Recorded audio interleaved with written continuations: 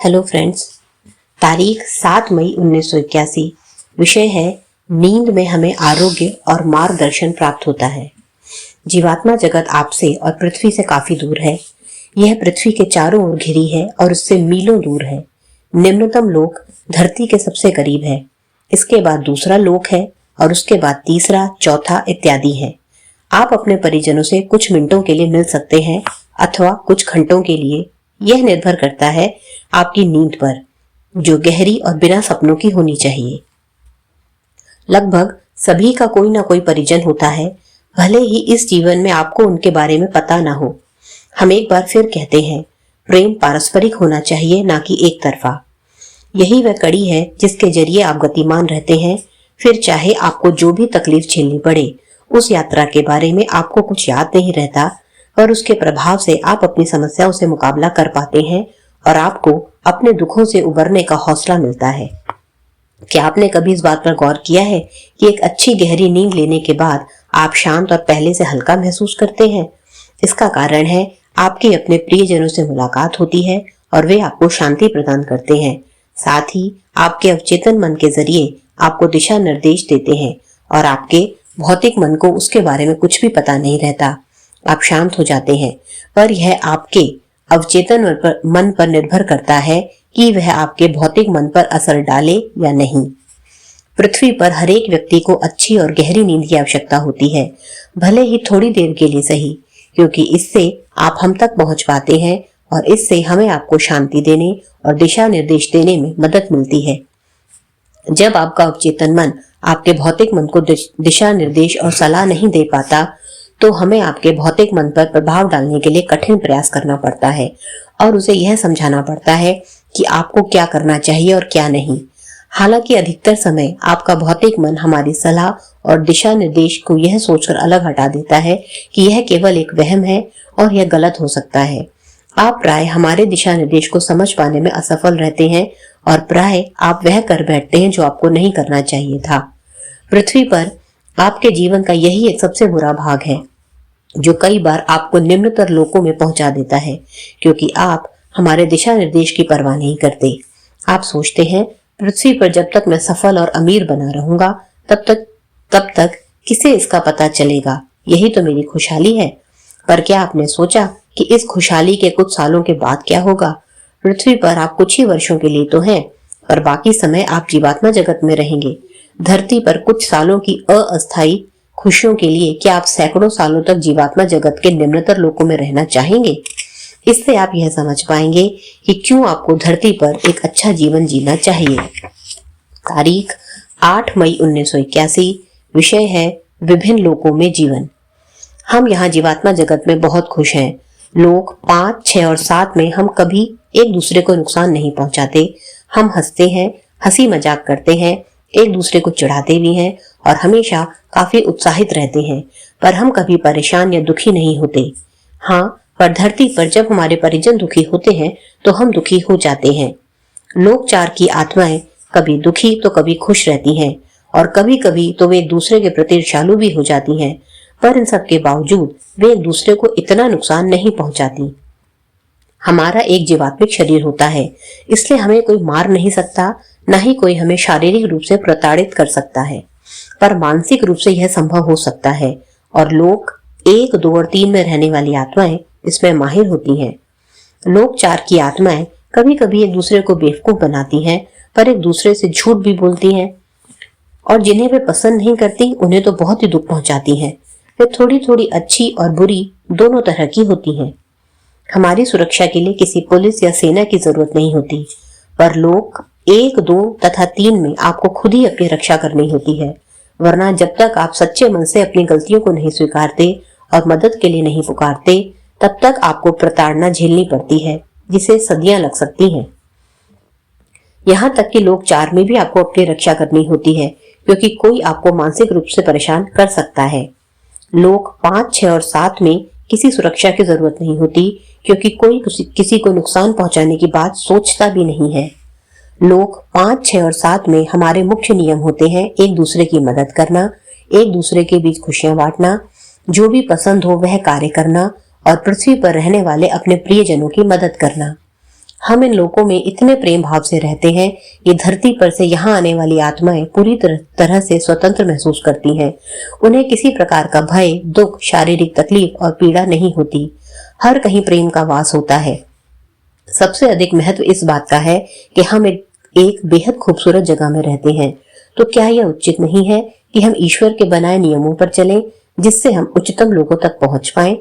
तो पृथ्वी के लोगों, ईश्वर के नियमों का पालन करने का दृढ़ संकल्प करें। इस बात का दृढ़ संकल्प करें कि कभी गलत राह पर न चलें, और हमें भरोसा है कि ईश्वर आप सभी का भला करेंगे। तारीख 9 मई 1981। विषय है निम्नवर्ती लोक भर चुके हैं। जैसा कि हमने पहले कहा, आप अपनी माँ का चयन स्वयं करते हैं, पर क्यों आपको बार बार जन्म लेना चाहिए और कई जीवनों से होकर गुजरना चाहिए? पृथ्वी पर रहने वाले आप सभी जानते हैं कि अधिक अनुभव पाने के लिए ही आप बार बार जन्म लेते हैं, पर इसका मुख्य उद्देश्य होता है आध्यात्मिक उन्नति करना और उच्चतर लोकों में प्रगति करना। आपका पुनर्जन्म एक उच्चतर स्तर में जाने के लिए होता है, पर आप करते क्या हैं? ईश्वर की इच्छा के अनुरूप प्रगति करने की बजाय आप में से अधिकतर नीचे गिर जाते हैं। दुष्ट लोग आपकी दुनिया पर राज करते हैं। यही कारण है कि पृथ्वी की अवस्था बद से बदतर होती जा रही है। दुष्ट आत्माएं कभी नहीं चाहती कि अच्छाई उस पर हावी हो, इसलिए वे अच्छाइयों को दबाने का पूरा प्रयास करती हैं और हर कहीं दुष्टता फैला देती हैं। आपकी दुनिया अभी ऐसी ही हो गई है। इसलिए जब आप अपनी दुनिया छोड़कर जीवात्मा जगत में आते हैं, तो बुरी तरह दुष्ट आत्माओं का अवचेतन मन उन्हें निम्नतर लोकों में पहुंचा देता है। निम्नतर लोक पूरी तरह से भर चुके हैं। ऊपरी या उच्चतर लोकों की जनसंख्या कम है। 1 शताब्दी पहले इसका उल्टा हुआ करता था। आज कई भली आत्माएं गिरकर निम्नतर स्तरों में आ गई हैं, क्योंकि आपकी दुनिया में नकारात्मक शक्तियों और नकारात्मक प्रभाव का खूब बोलबाला है। पृथ्वी के वे लोग जो मानते हैं कि वे काफी सफल हैं, यह सोचकर खुश होते हैं कि छल कपट से वे अमीर और प्रसिद्ध बन गए हैं। वे दौलत, संभोग और रुतबा पाने के लिए किसी भी हद तक जाने से नहीं हिचकिचाते। जब वे जीवात्मा जगत में आते हैं, केवल तभी उन्हें इस बात का एहसास होता है कि वे किस वर्ग के लोग थे और पृथ्वी पर वे कितने गलत तरीके से जी रहे थे। किसी ने उन्हें सलाह नहीं दी, किसी ने उनका मार्गदर्शन नहीं किया, और तब तक तो इसमें काफी देर हो चुकी होती है। कुछ अत्यंत दुष्ट आत्माएं निम्नतर लोकों में जाने से भी नहीं घबराती, क्योंकि उनका हृदय इन निम्न अंधेरे लोकों की तरह ही काला हो चुका होता है। पर सबसे अधिक कष्ट उन्हें झेलना पड़ता है जो दुष्टों के प्रभाव में आकर बुरे हो जाते हैं। हमें उन पर बहुत दया आती है और हम चाहते हैं कि इससे पहले कि बहुत देर हो जाए, वे इस किताब को जरूर पढ़ें या सुनें। तारीख 10 मई 1981। विषय है क्यों कुछ लोगों की छोटी उम्र में ही मृत्यु हो जाती है। हम पुनर्जन्म लेते हैं अधिक प्रगति करने के लिए, पर पृथ्वी पर के अधिकतर लोग और नीचे ही गिरते चले जाते हैं, क्योंकि व्यापक रूप से फैली बुराई आपकी दुनिया पर हावी रहती है। कई भली आत्माओं को यहाँ आपकी दुनिया में फिर जन्म लेने से पहले हजारों बार सोचना पड़ता है, क्योंकि सिवाय वास्तविक दुष्ट आत्माओं यानी शैतानों के कोई नीचे गिरना पसंद नहीं करता। कई भली आत्माएं आपकी दुनिया में कुछ अच्छा करने, दुष्टता से संघर्ष करने एवं शांति, भाईचारा और अच्छाइयों को बढ़ावा देने के लिए पुनर्जन्म लेती हैं, पर दुर्भाग्यवश दुष्टता का प्रभाव इतना गहरा होता है कि उनके अवचेतन मन उन्हें तुरंत वापस ले जाने के लिए ईश्वर से प्रार्थना कर बैठते हैं। वे निम्नतर लोकों में जाने से नफरत करते हैं और उनके अवचेतन मन उन्हें गलत या अत्यंत बुरा करने से रोकते हैं। इसलिए इस कदर बुराइयों से भरी दुनिया में वे कहाँ मुड़े, यह उन्हें समझ नहीं आता। यही कारण है कि भली आत्माएं अप्रसन्न और दुखी रहती हैं। इसलिए बिना उनके चैतन्य ज्ञान के उनके अवचेतन मन उन्हें उनके असली आध्यात्मिक घर में वापस बुलाने की सर्वशक्तिमान ईश्वर से प्रार्थना करते हैं। यही कारण है कि पृथ्वी पर लोग कहते हैं जो लोग कम उम्र में मरते हैं वे भगवान के दुलारे होते हैं, या भगवान उन्हीं को कम उम्र में बुलाते हैं जिनसे वे सबसे अधिक प्रेम करते हैं। ऐसी भली आत्माएं जो अपने अवचेतन मन के कारण गलत काम नहीं कर सकती और आपकी दुष्ट दुनिया में अच्छाइयों को नहीं फैला पाती, उन्हें समझ में ही नहीं आता कि वे क्या करें। वे ईश्वर से लगातार यह पूछती रहती हैं, क्या आपका न्याय यही है? पर अवचेतन मन को पता होता है कि गलत क्या है।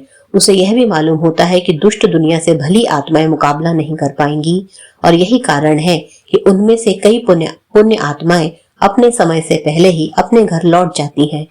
केवल कुछ भली आत्माएं ही 90 साल या अधिक तक जीती हैं और दुर्भाग्यवश उन्हें काफी कष्ट सहना पड़ता है। दुष्ट आत्माएं आपकी दुनिया को छोड़ना नहीं चाहती, इसलिए वे अपने भौतिक शरीर और पृथ्वी से जोक की तरह चिपकी ही रहती हैं। यह सच है कि उनके अवचेतन मन को अच्छी तरह से मालूम होता है कि आपकी दुनिया में उनकी मृत्यु के बाद वे कहां पहुंचेंगे, क्योंकि अवचेतन मन तो सब कुछ जानता है। यह बड़े हैरानी की बात है कि जब वे गलत काम करते हैं तो उनके अवचेतन मन उन्हें नियंत्रित करने और रोकने की पूरी कोशिश करते हैं, पर दुष्ट शक्तियों से घिरे होने के कारण वे अंधे हो चुके हैं और अपने अवचेतन मन की आवाज ही सुनना नहीं चाहते। ऐसे लोग कभी पृथ्वी छोड़ना नहीं चाहते, क्योंकि उन्हें डर लगता है कि उन्हें निम्नतर लोकों में स्थान मिलेगा। हाँ, उनके अवचेतन मन को वहां के माहौल के बारे में भली भांति पता होता है। कुछ भली आत्माएं पृथ्वी पर इसलिए रहना चाहती हैं क्योंकि उन्हें अपने प्रियजनों की रक्षा करनी होती है या उन्हें अच्छाइयां फैलाने का जीवन कार्य सौंपा गया होता है।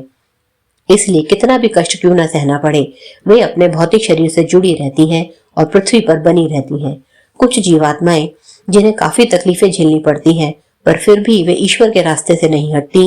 वे दुष्टता से मुकाबला करने की कोशिश करती हैं, पर पृथ्वी पर जमकर बुराई फैली होने के कारण उन्हें कुछ प्राप्त भी नहीं हो पाता। भली आत्मा ईश्वर से पुकार करें, हे ईश्वर, क्या यही आपका न्याय है? उससे पहले किताब उन्हें कुछ अंत दृष्टि जरूर प्रदान करेगी। हमारी यह किताब उन भली आत्माओं तक इस उम्मीद के साथ पहुंचेगी कि दुष्ट ताकतों से उन्हें बचाया जा सके ताकि वे नीचे ना गिरें। हम निश्चित रूप से कह सकते हैं कि बहुत कम बुरी या दुष्ट आत्माएं ही इस किताब को पढ़ेंगी और शायद उन्हें इस किताब में लिखी बातें फिजूल ही लगेंगी। कई लोग पुनर्जन्म पर विश्वास नहीं करते, इसलिए उनके लिए हमारा यही कहना है कि हर एक आत्मा अपने आप को शुद्ध निर्मल करने के लिए सैकड़ों बार जन्म लेती है या कभी कभी तो हजारों बार भी, पर इसके बजाय कई आत्माएं नीचे ही गिरती जाती हैं। एक भी ऐसी आत्मा नहीं जिसने केवल 10 या 100 जीवन जिए हों, बल्कि आपको सैकड़ों बार पृथ्वी पर जन्म लेना ही पड़ता है। जीवन इस तरह जीना चाहिए जो आपको प्रगति दे, ना कि आपका पतन करे। इसलिए प्रिय पाठकों, अपना जीवन इस तरह से जिए जिससे सर्वशक्तिमान ईश्वर खुश हो जाए। यह ना सोचें यदि आप घंटों ईश्वर की प्रार्थना करेंगे तो वे प्रसन्न होंगे। न ही यह सोचें कि हर दिन मंदिर, गिरजा या मस्जिद जाने या हजारों के दान पुण्य के कार्य से ही ईश्वर खुश होंगे और वे आपका स्वर्ग में स्वागत करेंगे। ऐसा बिल्कुल भी नहीं होता। दरअसल यदि आप ईश्वर को रिश्वत देने के लिए यह सब करते हैं तो यह कतई संभव नहीं कि आपको स्वर्ग मिले।